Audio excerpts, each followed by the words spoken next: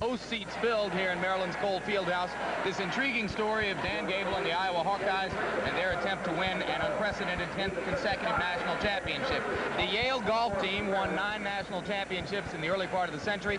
The Southern Cal track and field team won 9 national championships in a row in the late 30s and early 40s. Gable's wrestling team at Iowa has joined them, but right now, halfway through the final round of matches, with 5 finals having been wrestled and only 5 yet to go, Iowa is really up against it, as you can see, trailing Iowa State by 12 points as they get ready to try to go ahead and win this team championship.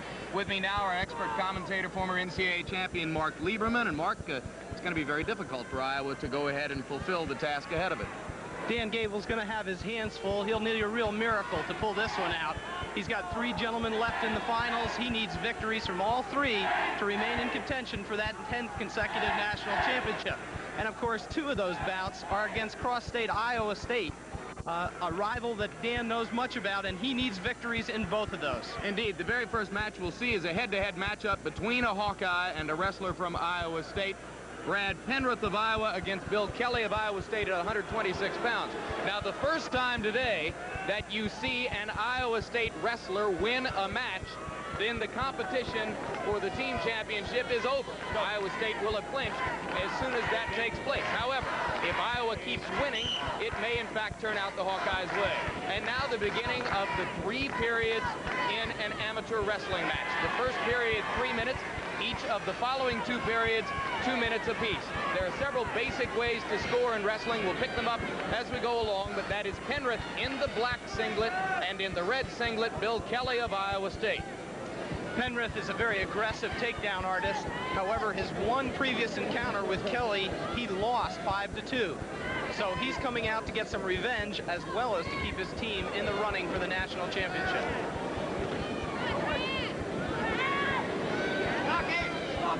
Go, get to work, let's go. Right now, the 2 wrestlers feeling each other out just a little bit.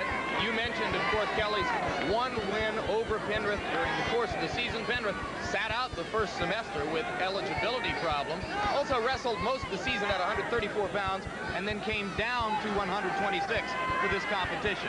And that was a tough weight loss for him. He's got to be a big 126-pounder. Here he is in on a single leg, trying to convert the takedown, trying to bring it to part of the mat, and he gets it. That's 2 points. So a 2-0 lead now for Brad Penrith. That's one of the most basic ways of scoring in wrestling, 2 points for a takedown. Now, if Kelly can escape from the disadvantage in which he is now held, he will have regained 1 point, and it will then be 2-1. Penrith is riding with his legs, using his legs, looking to get back points, trying to get back points. The reference by the term back points is to the scoring which can result from a near fall. If Penrith can get Kelly into a position where he has not yet pinned him but has him close to a pin, he could get a 1 or 2 point near fall. That was a stalemate situation. There's Coach Dan Gable watching, obviously knowing he needs every victory, every win from his wrestlers in order to maintain his quest for a 10th consecutive championship. Frank Gifford mentioned in the studio that he covered Gable during his remarkable run to a gold medal at the Munich Olympic Games in 1972. Penrith can't hold Kelly down. Kelly gets up and gets 1 point for an escape. So that is the standard exchange. 2-1, Penrith leading. And now they return to what is called a neutral relationship with one another. Neither wrestler in the advantage. Again, Penrith in on a single leg. He's a tenacious wrestler. He's very, very aggressive. Kelly is an Iowa State senior from Chicago Ridge, Illinois. Penrith, a junior at Iowa from Windsor, New York. Penrith is the defending champion in the competition. He won it a year ago. Keep it going. Kelly knows that he needs to get a takedown in this first period if he's going to maintain his domination over Penrith. Remember, he beat him once before. So he's looking to do it again now when it counts. And Kelly believes that he has never wrestled up to his full potential in an NCAA tournament. So he's more determined than ever to win a championship in this, his last shot at one. It's awful tough for him to be out here this last time. There's a lot of pressure on him, especially with his team trying to win their first NCAA title in so many years. Again, Penrith in on a single leg. So we come to the end of a first period which has been pretty evenly contested. The second of the 3 periods in this match at 126 pounds for a national individual wrestling championship between the man in red, Bill Kelly of Iowa State, and in black, Brad Penrith of Iowa, the defending champion in the weight class. Kelly is favored, though Penrith is the defending champion. No. Penrith is in the top position, and he will try to work to turn his opponents back to the mat. If he can get that back to the mat, he can earn 2 or 3 points for a near fall. Kelly, on the other hand, obviously has to get out from under there so he can get his own offense going. The voice you will hear from time to time is that of referee Dave Frisch, a land surveyor from Colorado Springs, Colorado, as he talks to the 2 wrestlers. The match would stop there because of a potentially dangerous hold. Anytime there's a possible injury to any of these athletes, of course the official will jump in and stop the bout. Kelly up on his feet, gets a 1-point escape. So that ties the match up at 2 apiece. 1 takedown for Penrith, worth 2 points, and Kelly now having escaped twice after having begun the second period in the under position with Penrith in the advantage. You see that quickness of Penrith in on the single leg here. He's known as the Flea. His nickname is the Flea because of that quickness. He's so accurate and so tough getting in there on a single leg that people just can't stop him. Now he's got to convert it to score a takedown. The official stops the bout. That means stalemate. He didn't feel anything was going to happen. There is the head coach of Iowa State, as you got ready to point out, Mark, Jim Gibbons, 24 years old in only his second year as head coach, and one of the youngest, if not indeed the youngest coach in any NCAA sport at a major school. And what an opportunity for him in this second year of his reign to be the reign of Dan Gable, his cross-state rival, to win an NCAA title. It's quite an accomplishment if he can pull it off. As we mentioned moments ago, referee Dave Frisch carrying a wireless microphone, so you will hear his from time to time. Both wrestlers need a takedown now. They've got to get on the board. They can establish some control of the bout. Score is all tied up at 2 apiece. And only 12 seconds remaining in the second period. Let's go. As they continue to wrestle a standoff. Before this match, we talked to Bill Kelly of Iowa State about the experience of wrestling as a favorite against a defending champion.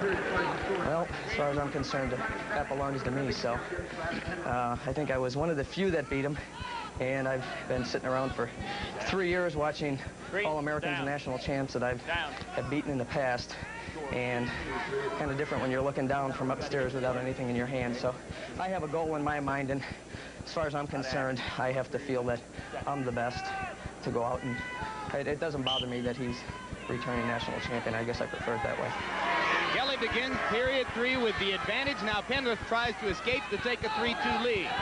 Work up, work up.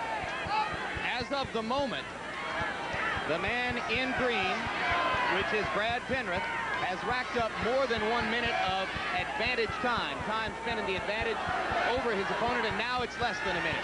If it winds up at more than a minute at the end of the match, that's another point which will be added to the wrestler who controls it. But right now, we are in a 2-2 match, and if Bill Kelly of Iowa State wins, he will wrap up a team championship for Iowa State, snapping the 9-year streak of Dan Gable in Iowa. If Brad Penrith of Iowa can win, then the Hawkeyes will still be alive. Penrith knows he's got to get his offense going. He's got to get that 1-point escape. Now, there's an interesting call. Billy Kelly was called for stalling. When he's behind his opponent up on their feet, he's got to bring him back down to the mat. The official felt he wasn't being aggressive enough and didn't do that, so he gets a warning. Now, Jim, the next time, that'll cost him a point, and of course, that's crucial. There's a no point that time, and there is the 1-point escape, as you pointed out, for Penrith, and it's now 3-2. So many times in these final matches, it comes down to the takedown in the last period. Both these wrestlers are competent. You'd have to give the edge to Penrith, even though he's behind, he's ahead. But he needs that edge because he's wrestled for Dan Gable so intensely, and Gable was so good on his feet in the takedown. Let's go, get to work, let's go, come on. 52 seconds to go. Penrith leading by 1 point in what has been a tentative match. A great shot. There's a 2-point takedown. He's going to pin him here. He's very, very close. Billy Kelly from Iowa State match locked up. He's holding his opponent on his back. He'll get 3 points. There's the fall! And there's the team championship for Iowa State. And there is Bill Kelly's wife as she responds to her husband's first NCAA championship in his senior year. Iowa State has its first title since 1977. Dan Gable's 9-year streak with the Iowa Hawkeyes is snapped. The Hawkeyes remain tied with the Yale golf team of the early century and the Southern Cal track team of the late 30s and 40s as the 3 teams ever to have won 9 consecutive national championships. And all of those stories converge in the sudden and brilliant shot by Bill Kelly, which resulted in a pin. The senior from Chicago Ridge, Illinois, 2-time champion of the Big 8, always under his own expectations in this tournament, finally came through this year. And now he is with Mark Lieberman. It's a great win. Thanks. Congratulations, a great victory. Did you think you could pull it off when it was so close? Mark, I don't know. I guess I was waiting for something. I knew I was going to try to shut off his flunk because he likes to scrap. And I don't know. That's one of my moves I kind of patented following, I guess, after a Schultz-Chiarelli match. And messing with it one day in practice. It wasn't there. I just forced it. I don't know. And it worked. A pin. Did you ever expect that you could pin him? Told my coach I get him on his back. I'm never letting him up. Great. What about the team score? You realize this match put Iowa State over the top and secured a national championship. I'm too happy to think about it. Did you think Iowa State had the ability to beat Iowa at this time? Yeah, I figured we would somewhere along the line. We've been working all year really hard for it. It's paid off. Congratulations, Billy. All right. Thank you very much to Bill Kelly, and congratulations again to him and all of the Iowa State Cyclones for a national championship which resulted from that one moment. Kelly holding Penrith and finally getting his shoulders to the mat for the pin which ended the 9-year run of the Iowa Hawkeyes on top of NCAA wrestling. There is 24-year-old Jim Gibbons, and you know what happened at that moment as Gibbons leaped skyward out of his seat to celebrate in only his 2nd year as head coach at Iowa State a national championship for the Cyclones. They last won in 1977. Now 10 years later, they've done it again. We'll be back with more.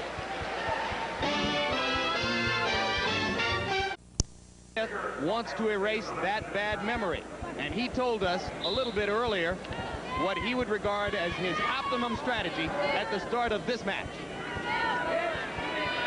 First period, I need a takedown. I definitely need to take him down. But I got to keep my position, you know. I can't go into the 2nd period 3 points down or anything like that, you know. I just got to stay in there mentally and maybe beat him up a little bit physically. You know, that's important as far as, you know, mental too. Creger, the sophomore from Mason City, Iowa, is in the red singlet, and Heffernan, the senior from North Olmsted, Ohio, in the black. Now Heffernan tries a leg. He tried a single leg shot. He's trying to strike oil there. He's trying to get points. He has to bring his opponent to the mat under control, and they went off the edge. That black line on the outside of the mat, that's the edge of the mat. Once they cross that, of course, the referee blows the whistle and brings him back to the center. Now, Mark, Creger reached down and bodily dragged Heffernan out of the circle. Can that be penalized? It sure can. If the official feels that it was an intentional effort to draw his opponent off the mat, the official will stop them, and of course there'll be a warning first, and then eventually there will be points awarded for his opponent. In 63 matches in Tim Creger's college wrestling career, his only 2 losses took place at last year's NCAA tournament. You wonder about his mental stability as he goes into this match against a man whom he has defeated this year. Again, Heffernan in on that leg. He's trying to convert. He's trying to bring his opponent down to the mat under control. Looking for the 2-point takedown. Very important to score the first point. Very important to establish control and momentum in the match. But you heard Creger say in his interview that he himself felt he needed a takedown in period 1. It has been Heffernan, however, who has been aggressive in going out after it. So far, no score in the match.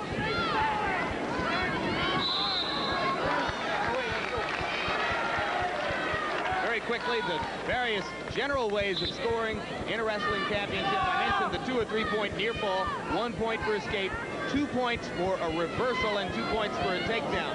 A reversal when you go immediately from a position of being at a disadvantage, being under the control of the opponent, to reversing that and taking over control of your opponent. Jim Heffernan from Iowa has had a mental block against Iowa State wrestlers. He's never been able to beat one of them in a dual meet. Here he is again on a nice single leg down at the ankle, which will give him better control. Look at the way Creger is fighting that, jumping up on him. Jim, that's what we talked about. The official felt that Creger pulled Heffernan off the mat, and he warns him for stalling. If he does that again, it will cost him a point. And the point will be added to Heffernan's score in a match which is so far 0-0. Referee Darrell Henry is wearing a wireless microphone, so you'll be able to hear him if in fact he assesses that penalty. Tim Creger is one of the brightest young college prospects, having been undefeated as a freshman, even though he had a disappointing season his freshman year. But here it is his sophomore year. He's made it to the national finals against an opponent he's beaten before. He's going to have to bring it home. It's going to be a tough one for him. And we'll be back between Jim Heffernan and Tim Creger. Creger scores a point for an escape and now leads in the match 1-0. In case you have just joined us, this is the second match we have covered here, the 7th of the day, in a competition in which just moments ago, Iowa State wrapped up the team championship on the strength of a big victory for Bill Kelly of Iowa State over Brad Penrith of Iowa at 126 pounds. Iowa's 9-year run as national wrestling champion has ended, and Iowa State assumes that championship role under the coaching of Jim Gibbons. That was a good look at Dan Gable, the man who coached Iowa to 9 consecutive championships, and this year, for only the second time in his 11-year coaching career, will be coaching a team that doesn't win the national title. Both these wrestlers are very physical, Jim. They're both shooting shots. They're both very aggressive, but they're real strong kids. For 150 pounds, those are two power-packed, muscle-packed bodies out there, and all that force coming together. There's going to be some slipping and sliding as we go into the later periods. We're in the midway through the second period. As we get into the third period, it'll be tough for them to score points because, of course, they're so tight. That is Karen Creger, mother of Tim Creger from Mason City, Iowa.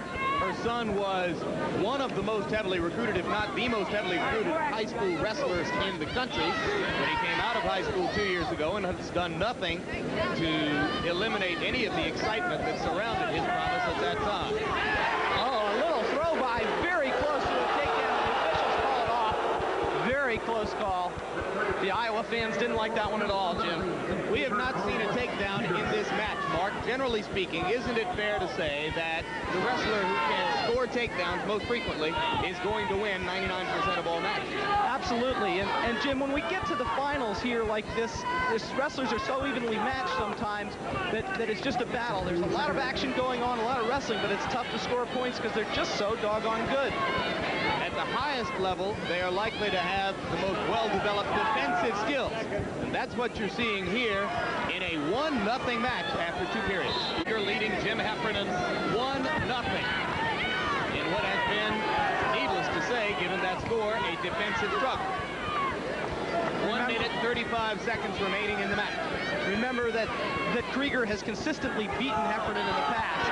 And of course, he's got to be careful because he's got a stalling call already against him for pulling his opponent off the mat.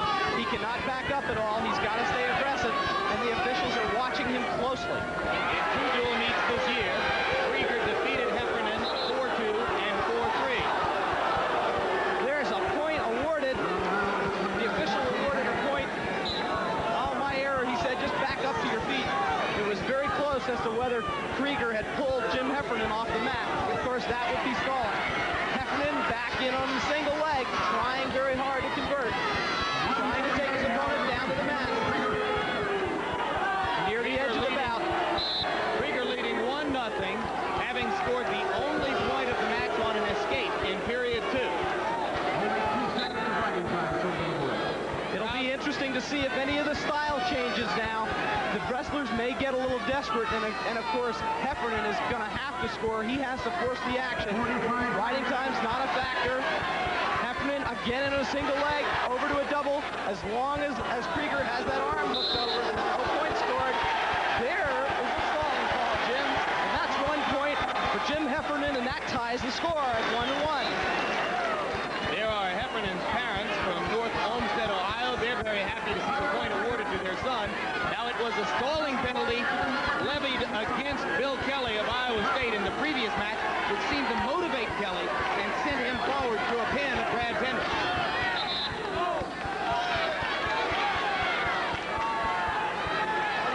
We have 19 seconds left in the period. Now Heffernan in on a deep single leg, and they're rolling around. He's got to establish control. Nothing yet. Nothing yet. What about? Oh, he's got to bring him down to the mat. He's got to bring him down to the mat. Off the mat. Off the mat. No point. The officials are conferring to see if they felt it was stalling, running off the mat.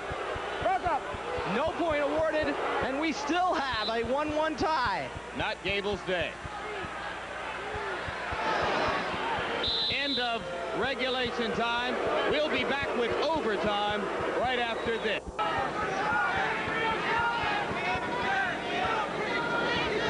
As we bring it back to College Park, Maryland, we are in the first of 3 one-minute overtime periods. And in this period, there has been no scoring, so the score in the match is at this moment 0-0 in overtime.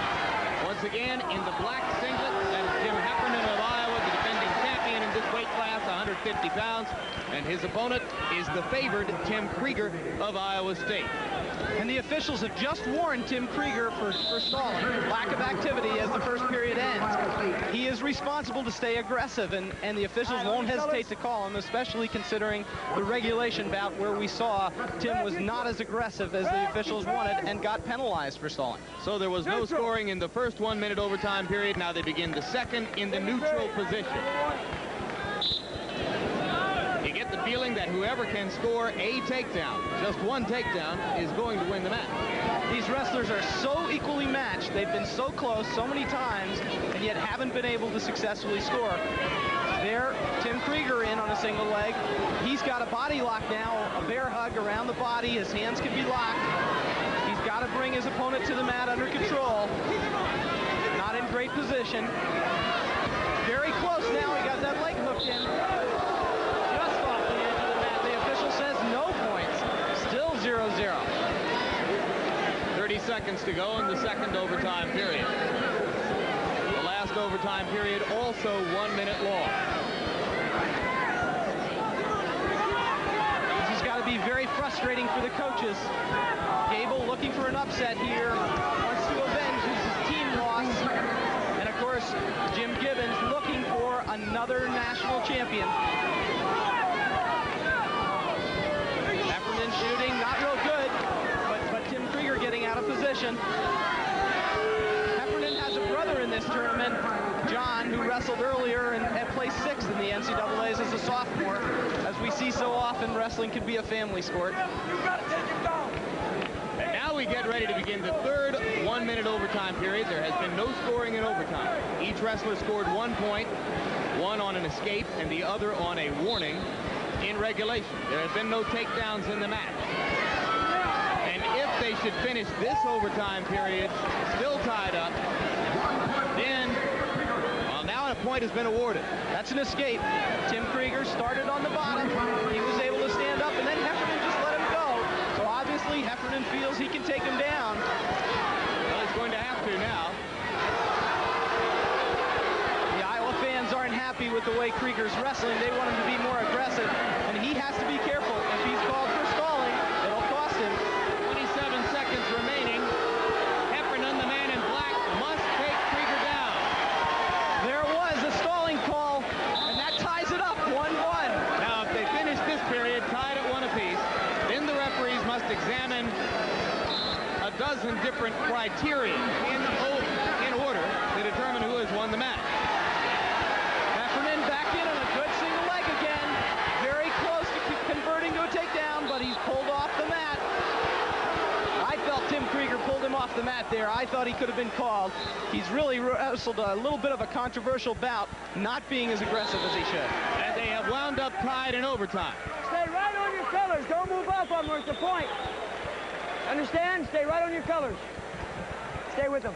Now they must stay in the middle of the mat while the referee goes to the official score to determine who has won. Criterion number 1, unsportsmanlike conduct, unlike criterion number 2, most points for near falls. There were no near falls. Criterion number 3, takedowns. There were no takedowns. Criterion number 4, reversals. There were no reversals.